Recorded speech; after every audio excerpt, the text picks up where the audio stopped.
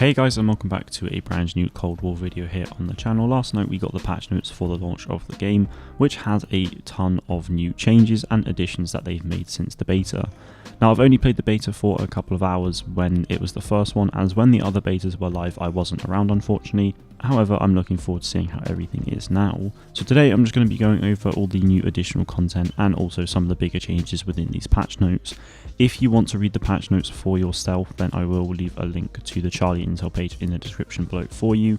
And I'm also very close to 100 subscribers as well, so if you could subscribe or share the video around as well, that would really mean a lot. Anyway, let's get on to some of the bigger changes made. So in the game mode Fireteam Dirty Bomb, they've made some changes so that players can sprint whilst equipping armor plates. I think it's worth noting that this is one of the things that I never actually got a chance to play, so I'm unsure what this really is about, but hopefully it makes sense to some of you.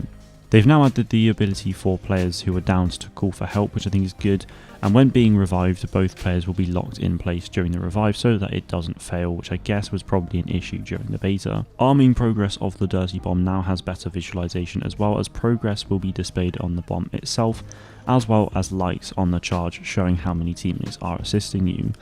The ping system has also been better developed, as well as you can now ping whilst downed and also whilst in a vehicle, as well as pinging down teammates, field upgrades and throwing C4, and lastly there is now an in-game outro scene as well to highlight the winning team. Moving on to some of the weapon balancing now, they've increased the recoil of the AK-47 as well as reduced SMG effectiveness at range so that they aren't as dominant as they were in the beta. The LMGs have two changes, the first of which is an increase in ADS speed as well as damage output so that the class is a bit more effective. And for all you snipers out there, there are a couple changes here, the biggest of which is a slight increase in the ADS time. Lastly, with the weapons, they've increased the weapon level of primary weapons from 40 to 55, as well as adding the ability to actually have dual-wield pistols. Going over to movement now, they've reduced the distance you can slide and also slowed down how fast you actually move when doing so. This is so that they are less effective when heading into engagements and so that they are not overused.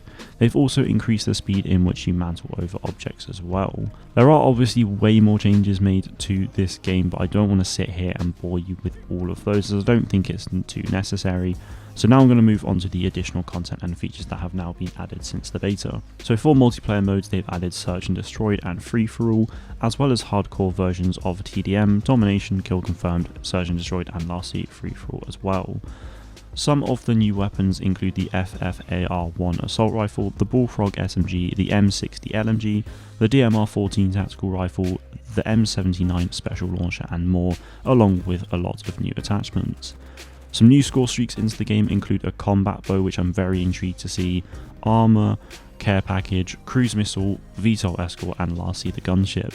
And finally we move on to the features that are new into this game as well from the beta.